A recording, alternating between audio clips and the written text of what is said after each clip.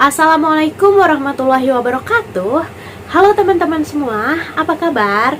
Semoga kalian baik-baik aja ya. Nah, kembali lagi dengan saya Indrawani, mahasiswi dari Universitas Muhammadiyah Tangerang. Nah, di video pembelajaran kali ini, saya akan membuat penjelasan tentang rangkuman dari materi pertemuan ke-8 sampai dengan pertemuan ke-13. Nah, apa aja sih pembelajaran tentang pertemuan ke-8 sampai dengan 13 ini? Yuk kita bahas dan ingat bersama-sama lagi.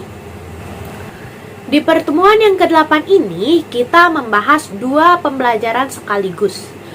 Yaitu kita sudah membahas yang pertama tentang uji validitas dan uji reliabilitas. Lalu yang kedua, kita memasuki pembahasan tentang Green Theory, Agency Theory. Nah, yang pertama saya akan membahas lagi secara singkat dan secara ringkas tentang apa sih itu uji validitas dan uji reliabilitas. Dalam penelitian ilmiah, data dapat diperoleh dari berbagai macam metode. Di antaranya adalah kuesioner. Penggunaan kuesioner sebagai alat pengumpul data tentunya telah disertai dengan berbagai macam pertimbangan dan sebagai alat ukur dalam penelitian. Kuesioner harus memenuhi kriteria tertentu sehingga dapat memberikan informasi yang terpercaya, yaitu harus memiliki validitas dan reliabilitas yang baik. Sifat valid dan sifat reliable diperlihatkan oleh tingginya validitas dan reliabilitas hasil ukur suatu pengukuran. Suatu instrumen ukur yang tidak valid dan reliable akan memberikan informasi yang tidak akurat mengenai keadaan subjek atau responden atau individu yang dikenai pengukuran atau tes tersebut. Sehingga apabila informasi yang salah digunakan sebagai dasar pengambilan suatu kesimpulan dan keputusan, maka tentu saja kesimpulan dan keputusan tersebut akan menjadi tidak tepat nih teman-teman. Lalu uji validitas juga dapat digunakan untuk menguji sejauh mana ketepatan atau kebenaran suatu instrumen sebagai alat ukur variabel penelitian. Jika alat ukur valid atau benar, maka hasil pengukuran pun pasti akan benar nih teman-teman. Atau dengan kata lain kita bisa menyebutnya dengan validitas berbicara tentang bagaimana suatu alat ukur yang digunakan memang telah mengukur apa yang ingin diukur. Secara umum nih teman-teman, engineer merancang sendiri instrumen pengukuran berupa pertanyaan yang berhubungan dengan persepsi responden. Item-item pertanyaan tersebut disusun berdasarkan kriteria-kriteria yang diambil dari teori sehingga dapat menghasilkan instrumen yang benar dan rasional. Selanjutnya, uji reliabilitas adalah suatu pengujian yang berorientasi pada derajat stabilitas, konsistensi, daya prediksi, dan akurasi. Uji ini dilakukan untuk melihat kesesuaian nilai dari sebuah kuesioner yang dikerjakan oleh seorang responden pada kesempatan atau waktu yang berbeda dengan kuesioner yang sama.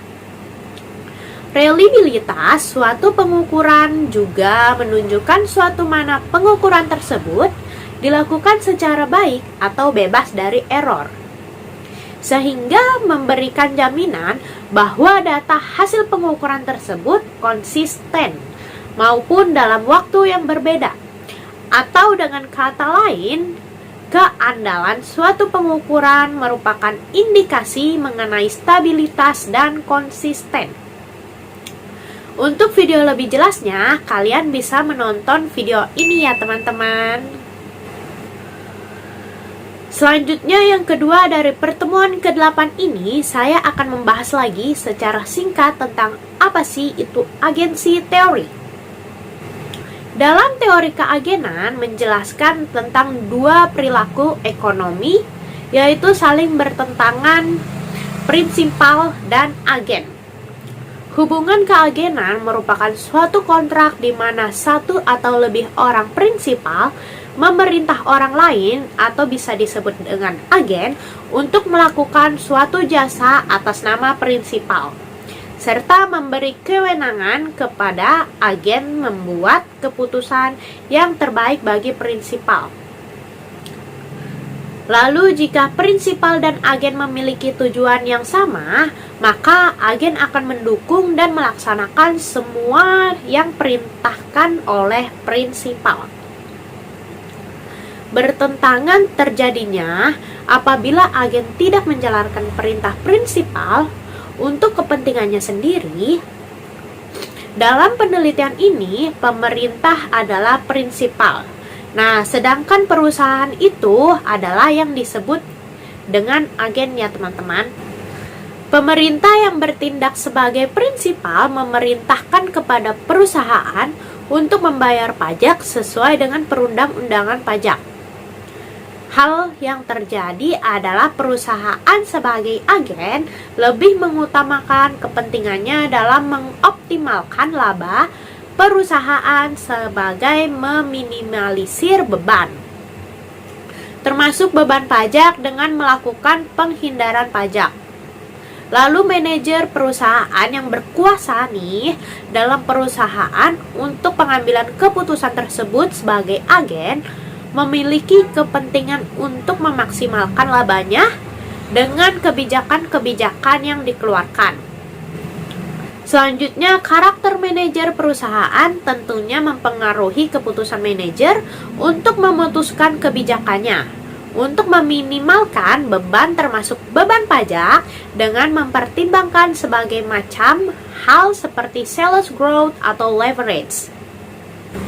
Sales growth yang semakin meningkat tentunya menggambarkan laba yang semakin meningkat pula, sehingga manajer akan berpikir untuk memaksimalkan labanya dengan cara apapun itu.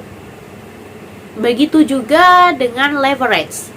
Kebijakan leverage yang digunakan oleh para manajer untuk memperoleh pendanaan dari eksternal demi kelangsungan operasionalnya akan meningkatkan bunga, namun memperkecil beban pajak karena semakin besar perlindungan pajak.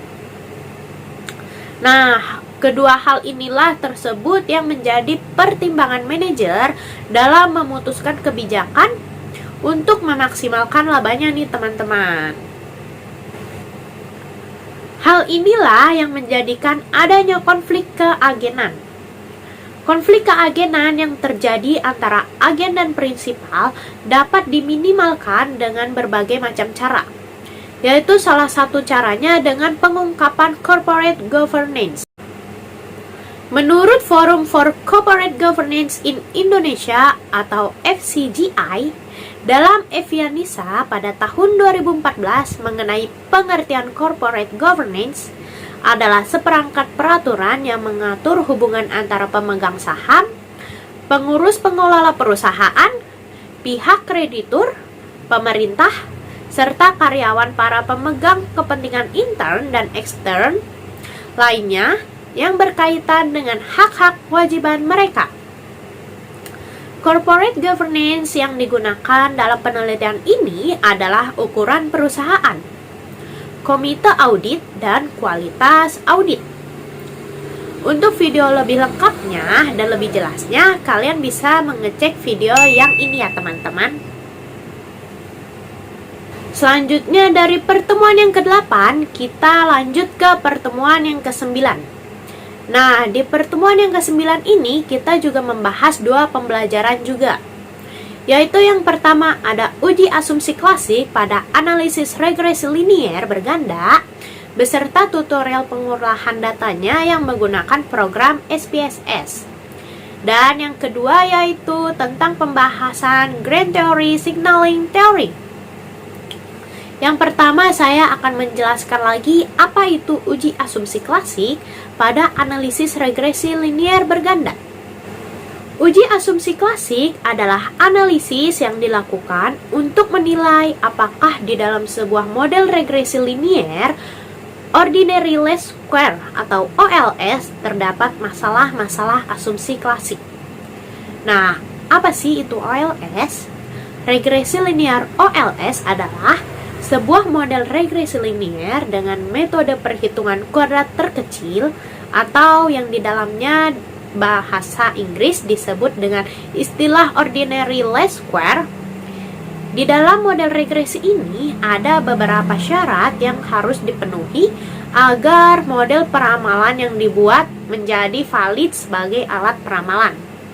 Asumsi klasik pada regresi linear berganda yaitu antara lainnya yang pertama ada data interval atau rasio, yang kedua linearitas, yang ketiga normalitas, lalu yang keempat ada heteroskedastisitas, yang kelima ada outlinear, yang keenam multikolinearitas, dan yang ketujuh autokorelasi. Untuk lebih lengkap dan lebih jelasnya, kalian bisa menonton video ini ya teman-teman. Selanjutnya kita memasuki pembahasan yang kedua dari pertemuan yang ke-9, yaitu akan membahas kembali secara ringkas tentang apa sih itu signaling theory. Signaling theory atau teori sinyal menurut Jamaah pada tahun 2008 merupakan teori yang mengemukakan tentang bagaimana seharusnya perusahaan memberikan sinyal kepada pengguna laporan keuangan. Nah, sinyal ini berupa informasi mengenai apa yang sudah dilakukan oleh manajemen untuk merealisasikan keinginan pemilik nih. Selanjutnya, sinyal dapat berupa promosi atau informasi lain yang menyatakan bahwa perusahaan tersebut lebih baik daripada perusahaan lainnya. Teori sinyal ini menjelaskan bahwa pemberian sinyal dilakukan oleh manajer untuk mengurangi asimetri informasi. Selanjutnya, manajer memberikan informasi melalui laporan keuangan bahwa mereka menerapkan kebijakan akuntansi konservatisme yang menghasilkan laba lebih besar berkualitas karena prinsip ini mencegah perusahaan melakukan tindakan membesar-besarkan laba dan membantu penggunaan laporan keuangan dengan menyajikan laba dan aktiva yang tidak overstate. Lalu, informasi yang dikeluarkan oleh perusahaan merupakan informasi yang sangat penting nih teman-teman, karena berpengaruh terhadap keputusan investasi pihak eksternal perusahaan. Informasi tersebut penting nih bagi investor dan pelaku bisnis, karena informasi pada hakikatnya menyajikan keterangan, catatan, atau gambaran. Baik untuk keadaan masa lalu, saat ini pun masa yang akan datang bagi kelangsungan hidup perusahaan dan bagaimana efeknya pada perusahaan. Teori sinyal atau signaling theory ini dapat diaplikasikan pada tingkat leverage perusahaan, di mana perusahaan yang besar akan membuat insentif yang memotivasi mereka dalam mengambil leverage yang tinggi. Nah, hal tersebut tidak akan diikuti oleh perusahaan yang lebih kecil nih, karena perusahaan yang lebih kecil rentan akan mengalami kebangkrutan, sehingga akan menciptakan separating equilibrium, yaitu di mana perusahaan yang memiliki nilai perusahaan yang lebih tinggi akan menggunakan lebih banyak hutang, dan selanjutnya perusahaan yang memiliki nilai yang lebih rendah akan lebih banyak menggunakan equity. Untuk video lebih selengkapnya, kalian bisa menonton video yang ini. Selanjutnya di pertemuan 10 masih sama, yaitu kita membahas dua pembelajaran sekaligus. Yaitu yang pertama kita membahas tentang estimasi model regresi data panel pada analisis regresi data panel beserta tutorial pengolahan datanya dengan menggunakan program iFuse. Dan yang kedua, kita memasuki pembahasan tentang brand theory, resource-based theory, dan trade-off theory. Nah, yang pertama saya akan membahas secara singkat lagi tentang apa sih itu estimasi model regresi data panel pada analisis regresi data panel. Nah, jadi teman-teman, materi ini itu memfokuskan pada analisis regresi data panel yang mengkombinasikan data time series dengan data cross section yang dikenal dengan data panel. Materi ini diawali dengan deskripsi mengenai data panel. Selanjutnya membahas jenis-jenis model data panel, diikuti dengan penentuan model terbaik serta asumsi klasik yang berkaitan dengan regresi data panel. Lalu yang terakhir, cara regresi data panel yang didampingi aplikasi-aplikasi untuk memudahkan dalam meregresi data panel. Lalu apa sih yang dimaksud dengan data panel itu? Dari tadi kan saya ngomong data panel. Nah, data panel itu adalah kombinasi antara data silang tempat atau cross section dengan data runtun waktu atau time series. Widarjono pada tahun 2019 menyatakan terdapat beberapa metode yang bisa digunakan dalam mengestimasi model regresi dengan data panel, yaitu pooling least square atau common effect, pendekatan efek tetap atau fixed effect, pendekatan efek random atau random effect. Lalu bagaimana sih menentukan model terbaik itu? Nah, penentuan model terbaik antara common effect, fixed effect, dan random effect menggunakan dua teknik estimasi model. Dua teknik ini menggunakan dalam regresi data panel untuk memperoleh model yang tepat dalam mengestimasi regresi data panel. Dua uji yang digunakan yaitu yang pertama ada Coe-test, digunakan untuk memilih antara model common effect dan fixed effect model. Lalu yang kedua ada Hausman test, digunakan untuk memilih antara model fixed effect atau random effect yang terbaik dalam mengestimasi regresi data panel. Selanjutnya, bagaimana sih cara regresi data panel itu? Regresi data panel dalam menjelaskan ini menggunakan software IFIS. Langkah pertama yaitu menginput data dan estimasi model. Selanjutnya menentukan model terbaik, kemudian model tersebut diuji berdasarkan asumsi klasik. Model yang sempurna merupakan model yang bebas oleh asumsi klasik. Lalu tahap terakhir dalam regresi data panel sama dengan regresi pada umumnya nih teman-teman, yaitu pengujian hipotesis. Untuk lebih jelasnya kalian bisa menonton video pembelajaran yang ini ya. Selanjutnya kita memasuki pembahasan yang kedua dari pertemuan yang ke-10 ini, yaitu resource-based theory and trade-off theory. Pertama, saya akan membahas terlebih dahulu tentang apa sih itu resource-based theory.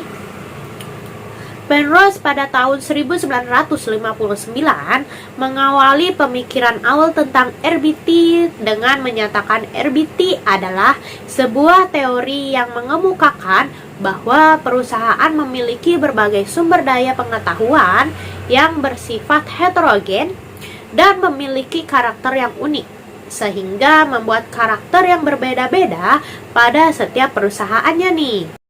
Lalu selanjutnya ada Werner Veit pada tahun 1984 mengemukakan bahwa tindakan strategis suatu perusahaan membutuhkan seperangkat sumber daya fisik, keuangan, human, dan organisasional khusus, dan dengan demikian keunggulan kompetitif ditentukan oleh kemampuan perusahaan dalam memperoleh dan mempertahankan sumber daya.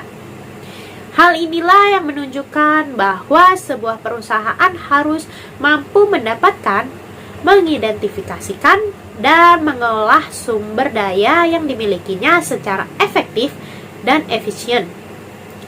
apabila ingin memiliki keunggulan kompetitif. Namun, tidak semua sumber daya dapat menciptakan keunggulan kompetitif bagi perusahaan. Oleh sebab itu, Bernay pada tahun 1991 menyimpulkan bahwa sumber daya harus memenuhi kriteria FRIN, valuable, rare, imperfect, immutable, non-substitution, untuk dapat mencapai keunggulan kompetitif.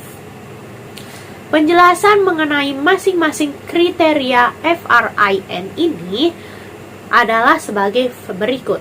Yang pertama adalah valuable, berharga, yaitu sumber daya disebut berharga jika dapat memberikan nilai strategis dan nilai positif bagi perusahaan. Sebagai contoh dalam hal ini, sumber daya disebut valuable, berharga, jika sumber daya tersebut mampu dimanfaatkan untuk membantu perusahaan dalam memanfaatkan peluang pasar secara lebih baik atau menetralisir ancaman pasar. Yang kedua ada rare, langka. Sumber daya harus bersifat langka atau unik sehingga sulit untuk ditemukan atau dimiliki oleh kompetitor dan pesaing potensial. Langka atau unik yang dimaksud dapat berupa kelangkaan atau keunikan yang bersifat fisik, sulit dimiliki dan dimanfaatkan oleh kompetitor lainnya nih teman-teman. Lalu memerlukan waktu yang lama dan biaya yang besar untuk memperolehnya, ataupun memerlukan investasi modal yang besar untuk mendapatkannya. Dan yang terakhir ada imperfect immutability, sulit ditiru, peniruan tak sempurna.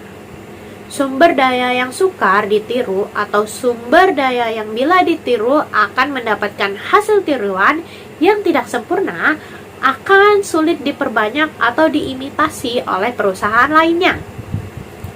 Yang artinya, perusahaan pemilik sumber daya tersebut akan mampu meningkatkan keunggulan kompetitif perusahaan karena dapat menciptakan produk atau jasa yang dibutuhkan oleh konsumen tanpa adanya kompetitor atau pesaing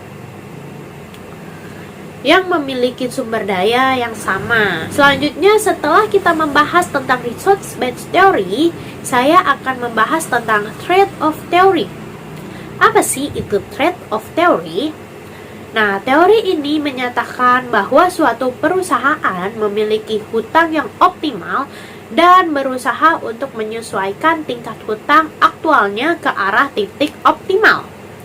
Ketika perusahaan tersebut berada pada tingkat hutang yang terlalu tinggi atau over leverage, atau terlalu rendah atau under leverage, pada kondisi yang stabil, perusahaan akan menyesuaikan tingkat hutangnya kepada tingkat rata-rata hutangnya dalam jangka panjang nih. Lalu ada hal-hal yang membuat perusahaan tidak bisa menggunakan hutang sebanyak-banyaknya. Suatu hal yang terpenting adalah dengan semakin tingginya hutang, akan semakin tinggi kemungkinannya kebangkrutan. Biaya tersebut terdiri dari dua hal. Yang pertama ada biaya langsung, yaitu biaya yang dikeluarkan untuk membayar biaya administrasi atau biaya lainnya yang sejenis. Selanjutnya ada biaya tak langsung, yaitu biaya yang terjadi karena dalam kondisi kebangkrutan, perusahaan lain atau pihak lain tidak mau berhubungan dengan perusahaan secara normal nih. Misalnya supplier tidak akan mau memasok barang karena mengkhawatirkan kemungkinan tidak akan membayar. Nah, untuk lebih jelasnya kalian bisa menonton video yang ini. Lalu di pertemuan yang ke-11 ini kita masih membahas tentang dua pembelajaran, yaitu yang pertama ada teknik pemilihan model regresi data panel pada analisis regresi data panel beserta tutorial pengolahan datanya yang menggunakan program iFuse. Dan yang kedua, kita akan ada pembahasan tentang pecking order theory. Pertama, saya akan menjelaskan kembali secara ringkas tentang apa itu teknik pemilihan model regresi data panel pada analisis regresi data panel. Pertama, saya akan menjelaskan tentang pengertian dari regresi data panel dulu ya teman-teman. Regresi data panel adalah gabungan antara data cross-section dan data time series, di mana unit cross-section yang sama diukur pada waktu yang berbeda. Maka, dengan kata lain, data panel merupakan data dari beberapa individu sama yang diamati dalam kurun waktu tertentu. Selanjutnya, saya akan membahas tentang asumsi regresi data panel. Model regresi data panel akan memberikan hasil pendugaan yang bersifat Bayes linear unbiased estimation atau BLUE jika semua asumsi Gauss-Markov terpenuhi, diantaranya adalah non-autocorrelation. Non-autocorrelation inilah yang sulit terpenuhi pada kita saat melakukan analisis pada data panel, sehingga pendugaan parameter tidak lagi bersifat BLUE. Jika data panel dianalisis dengan pendekatan model-model time series seperti fungsi transfer, maka ada informasi keragaman dari unit cross-section yang diabaikan dalam pemodelannya nih. Salah satu keuntungan dari analisis regresi data panel yaitu adalah mempertimbangkan keragaman yang terjadi dalam unit cross-section. Dan yang terakhir, saya akan membahas tentang keuntungan regresi data panel. Keuntungan melakukan regresi data panel antara lain yaitu yang pertama, dapat memberikan penelitian jumlah pengamatan yang besar, meningkatkan degree of freedom atau derajat kebebasan, data memiliki variabilitas yang besar, dan mengurangi kolinearitas antara variabel penjelasan, di mana dapat menghasilkan estimasi ekonometri yang efisien. Lalu yang kedua, data panel dapat memberikan informasi lebih banyak yang tidak dapat diberikan hanya oleh data cross-section atau time series saja nih. Lalu yang ketiga, panel data dapat memberikan penyelesaian yang lebih baik dalam inferensi perubahan dinamis dibandingkan dengan data cross-section. Nah, untuk video lebih lengkapnya, kalian bisa menonton yang ini ya teman-teman. Lalu selanjutnya saya akan membahas tentang pembelajaran kedua dari video pertemuan yang ke-11 ini, yaitu tentang pecking order theory. Teori ini diperkenalkan pertama kali oleh Donaldson pada tahun 1961. Sedangkan penamaan pecking order theory dilakukan oleh Myers pada tahun 1984. Teori ini menyatakan bahwa perusahaan menyukai internal financing atau pendanaan dari hasil operasi perusahaan yang berwujud laba ditahan. Nah, apabila pendanaan dari luar atau external financing diperlukan, maka perusahaan akan menerbitkan sekuritas yang paling aman terlebih dahulu, yaitu dimulainya dengan penerbitan obligasi. Selanjutnya kemudian diikuti oleh sekuritas yang berkarakteristik opsi. Lalu pada akhirnya baru apabila belum mencukupi saham yang baru, diterbitkannya dana internal. Nah, dana internal ini lebih disukai daripada dana eksternal nih teman-teman. Karena dana internal memungkinkan perusahaan untuk tidak perlu mencari pinjaman lagi dari pihak luar.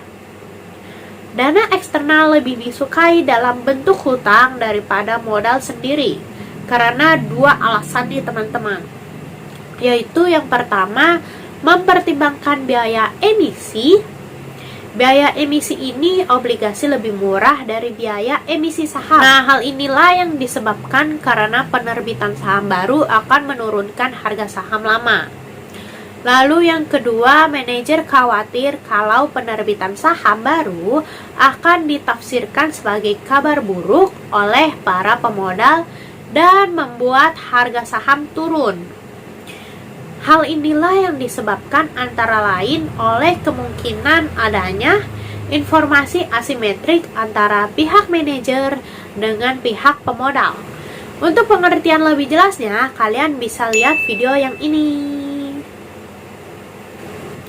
Selanjutnya di pertemuan yang ke-12 kita membahas tentang uji asumsi klasik pada analisis regresi data panel beserta tutorialnya pengolahan datanya menggunakan program iFuse dan pembahasan tentang Green Theory efisiensi pasar.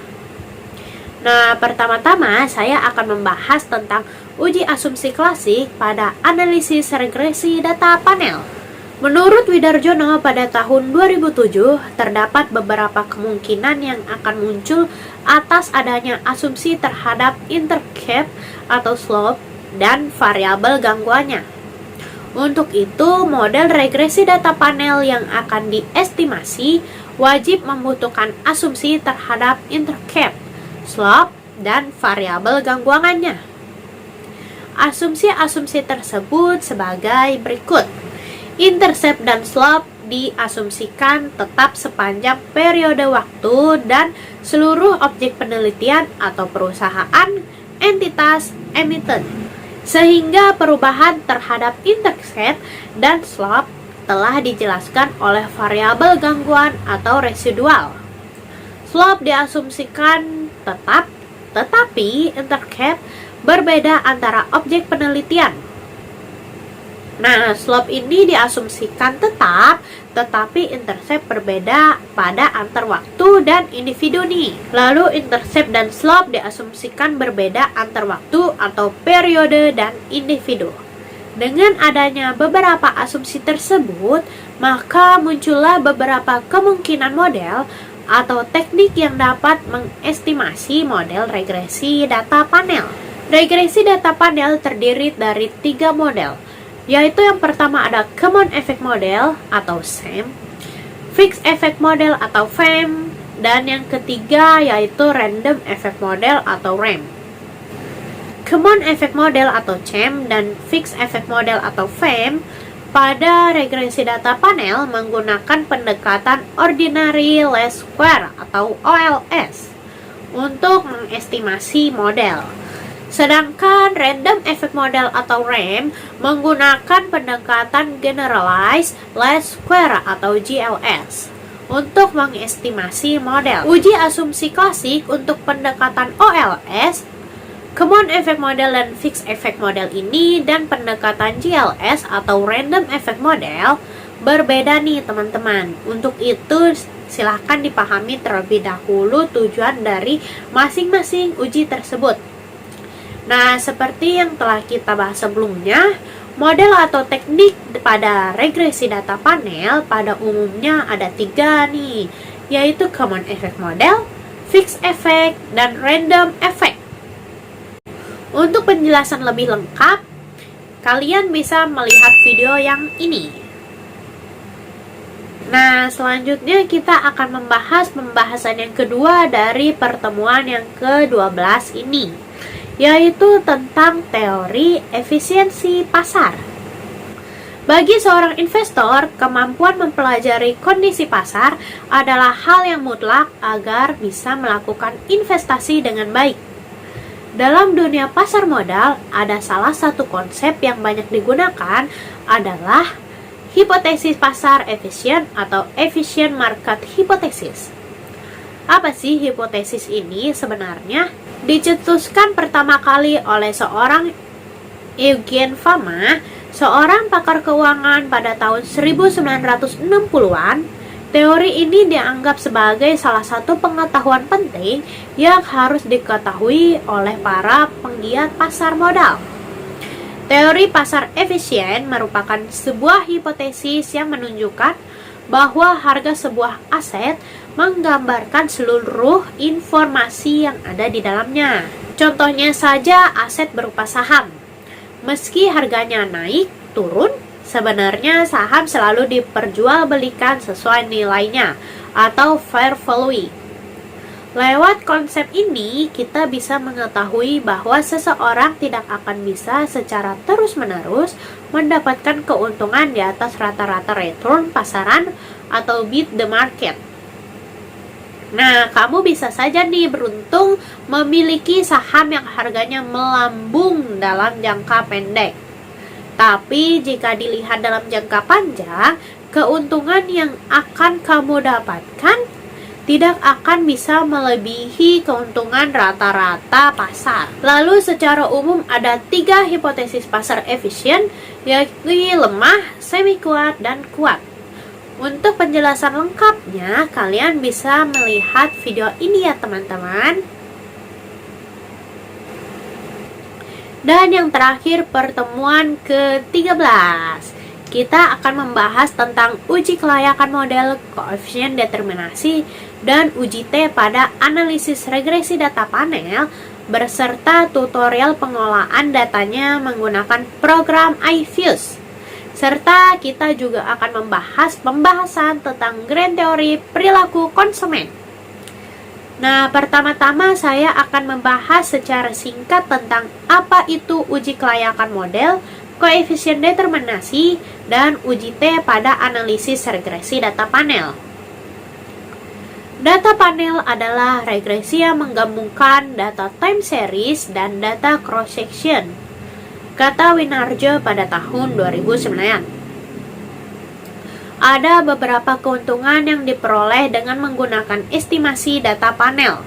Yang pertama, meningkatkan jumlah observasi atau sampel, dan kedua, memperoleh variasi antara unit yang berbeda menurut ruang dan variasi menurut waktu Kuncoro pada tahun 2012. Sedangkan menurut Gujarati pada tahun 2012, data panel sedikit terjadi kolinearitas antara variabel sehingga sangat kecil kemungkinan terjadi multikolinearitas. Berdasarkan uraian tersebut, asumsi klasik yang digunakan dalam penelitian adalah uji autokorelasi dan uji heteroskedastisitas. Nah, yang pertama saya akan membahas tentang uji autokorelasi.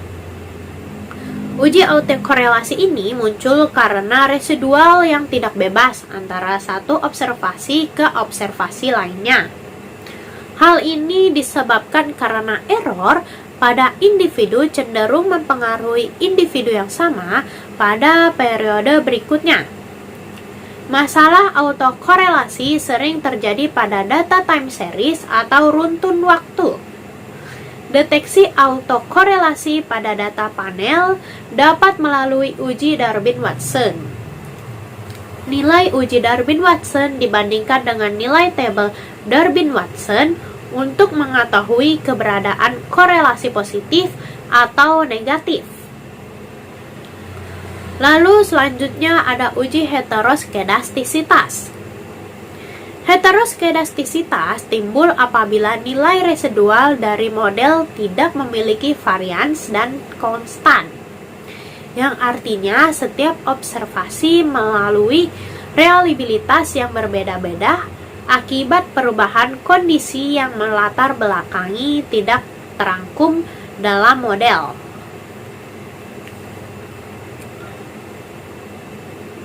Gejala ini sering terjadi pada data cross-section, sehingga sangat dimungkinkan terjadi heteroskedastisitas pada data panel. Selanjutnya, implikasi terjadi autokorelasi dan heteroskedastisitas pada data panel dapat diperbaiki dengan model cross-section SUR apabila model data panel mengalami heteroskedastisitas tanpa autokorelasi, dapat diatasi dengan model cross-section weight. Lalu bagaimana sih cara regresi data panel itu? Nah, regresi data panel dalam penjelasan ini menggunakan software iFuse. Langkah pertama yang kita harus lakukan yaitu menginput data dan estimasi model.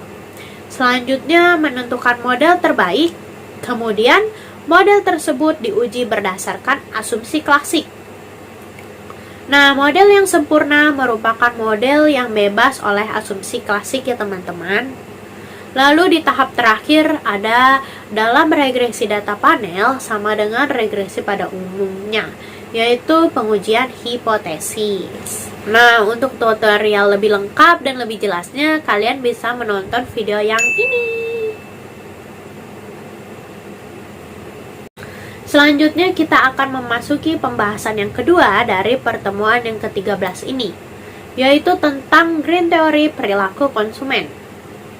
Nah, teori perilaku konsumen mempelajari tentang tahapan-tahapan yang dilakukan para konsumen, yakni sebelum pembelian, saat pembelian, dan sesudah pembelian.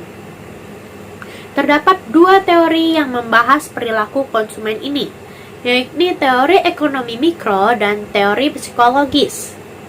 Ada dua jenis juga perilaku konsumen, yaitu rasional dan irasional. Faktor yang mempengaruhi perilaku konsumen ada juga faktor sosial, marketing strategi, dan faktor pribadi. Individu yang berperan sebagai konsumen dalam proses perekonomian melakukan beragam hal, yaitu mulai dari mencari, membeli, menggunakan, menilai, hingga melepas produk yang telah dikonsumsi olehnya dalam rangka memenuhi kebutuhan. Ada tahapan yang dikenal dalam perilaku konsumen. Tahapan pertama adalah sebelum pembelian. Pada tahap ini, konsumen mencari informasi tentang produk yang akan dibelinya nih. Lalu tahap selanjutnya yaitu tahap kedua ialah saat pembelian. Pada tahap ini, konsumen melakukan transaksi dengan penjual guna mendapatkan produk tersebut. Lalu yang tahap ketiga adalah tahap setelah pembelian. Nah, pada tahap ini, konsumen menggunakan atau menikmati produk yang telah ia beli, menilainya, lalu melepas atau membuang produk tersebut pada saat kegunaan produk telah habis, ataupun pada saat konsumen telah merasa bosan. Untuk video lebih lengkapnya, kalian bisa mengklik video yang ini. Nah, sekilas penjelasan atau rangkuman dari pertemuan ke-8 sampai dengan ke-13 ini. Di video tadi saya sudah menjelaskan secara singkat tentang materi kita sebelumnya, yaitu materi ke-8, 9, 10, 11, 12, dan 13.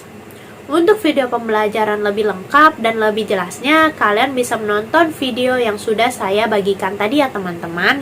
Sekian dulu video pembelajaran kali ini. Mohon maaf bila masih ada kata yang masih sulit dipahami. Wassalamualaikum warahmatullahi wabarakatuh.